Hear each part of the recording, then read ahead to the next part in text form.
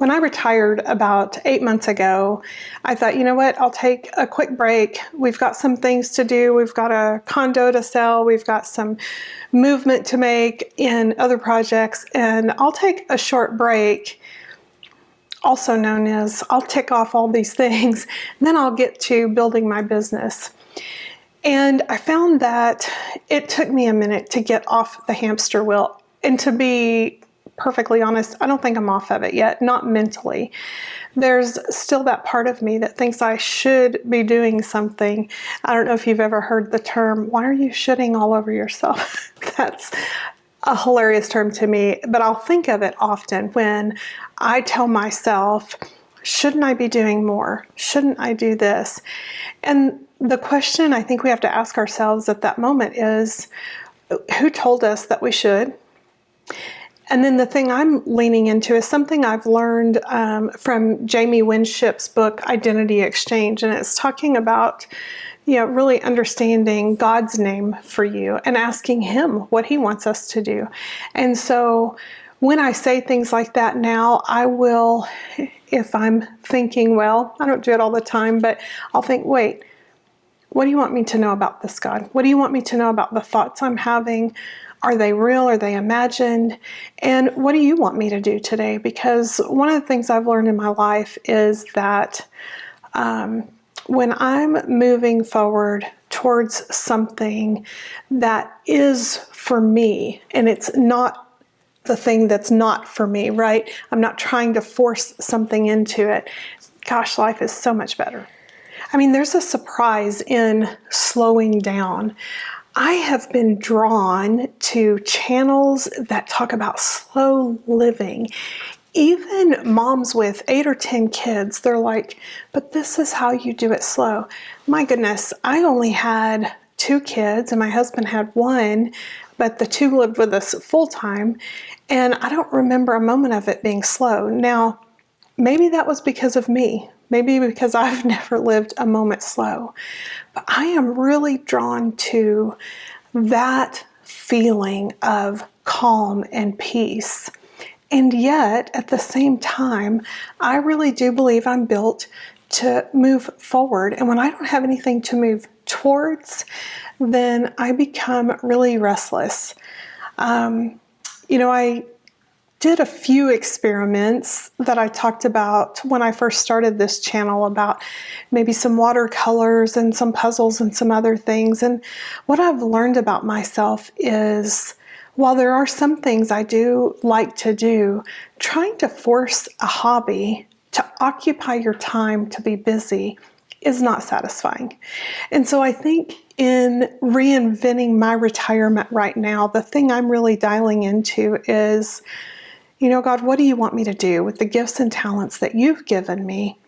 How can I be of service in this season without hustling forward? I don't want that anymore. At least today, it could change. I don't want a full-time job, and I want to own my schedule, but I also want to be of service. I want to be useful. So I'm still living out this, how do we do this?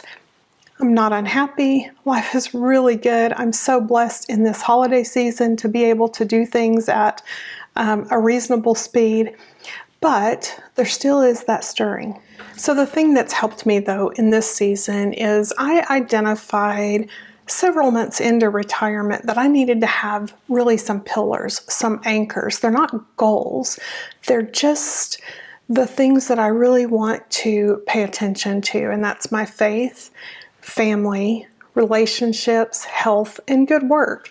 And so not every one of them is getting equal attention on any one day, but often when I'm planning on a Sunday night, I'll think, well, what do I want to do? And do any of these things that I want to do fall into those pillars? And if they don't, I ask myself, well, is it really something I want to do? Or do I want to do something different that really aligns with the values and the priorities and anchors that I have in my life right now?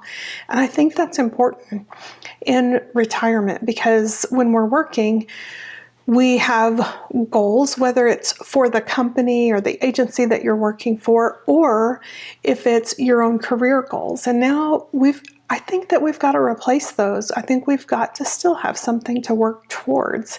We're humans, and we want to know that the efforts that we have on a daily basis matter in some fashion.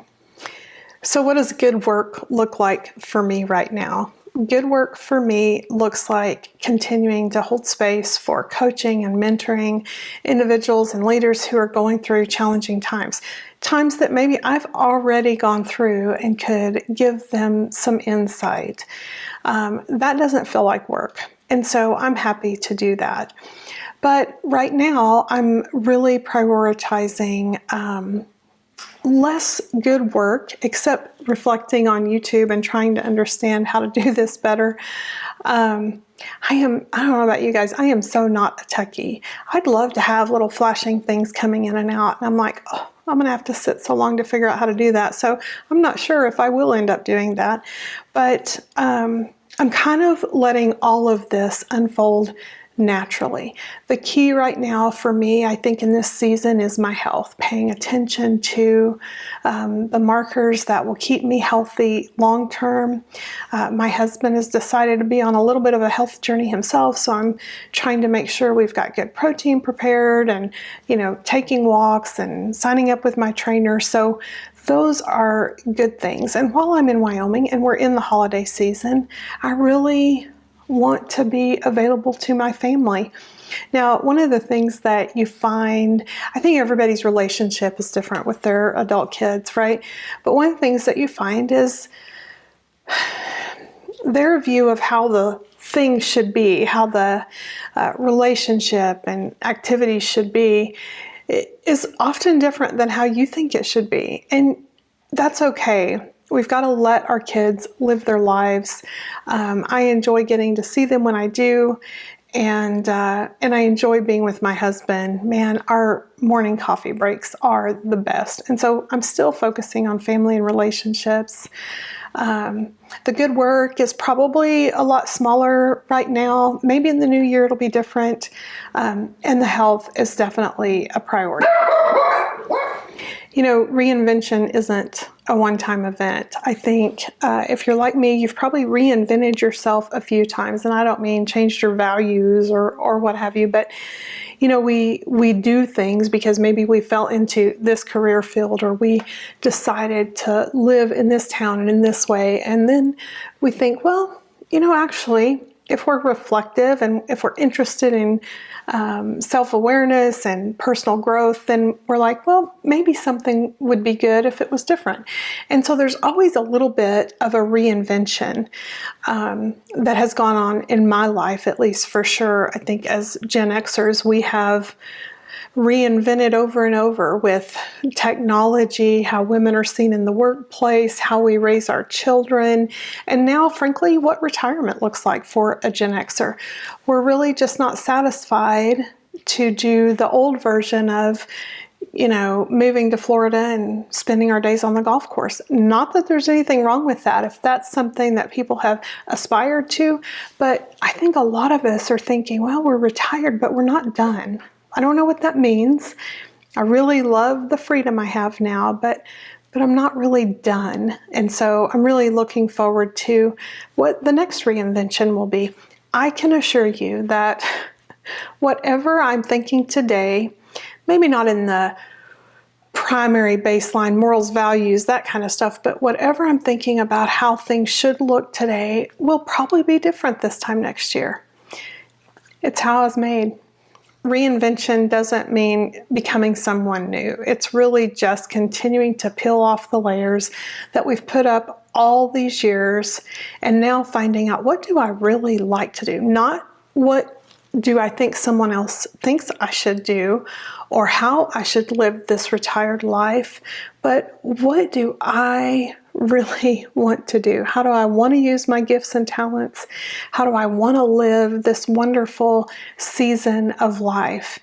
And I think that having some pillars, some anchors to pull you back to, well, I said health was really important. So what are you doing about that today, Kim? I'm curious, do you have any pillars? Have you developed anchors for your life so that you can kind of keep directing yourself back? kind of like we did when we were at work. We knew there were certain things that a company expected of us or an agency. And so, okay, actually, yeah, we don't need to spend our resources, our time, our energy on this thing because that's not the priority today. I think that our experience, our life experience, helps us build a life that's meaningful today.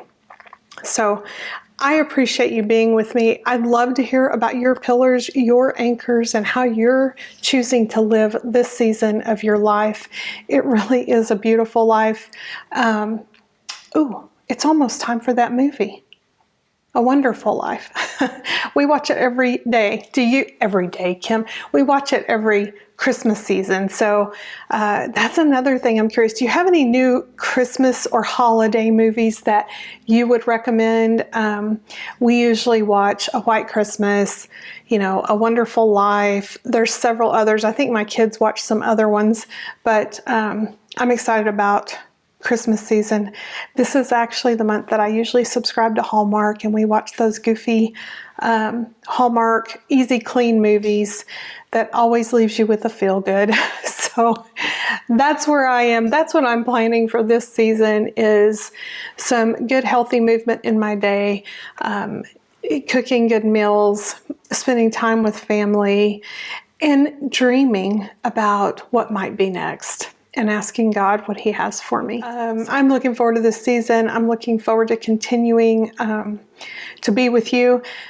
We are going up the mountain on Friday, hopefully, to go find our Christmas tree. So if it all works out, I'll take you along, and I will see you then. Thanks for being here, friend.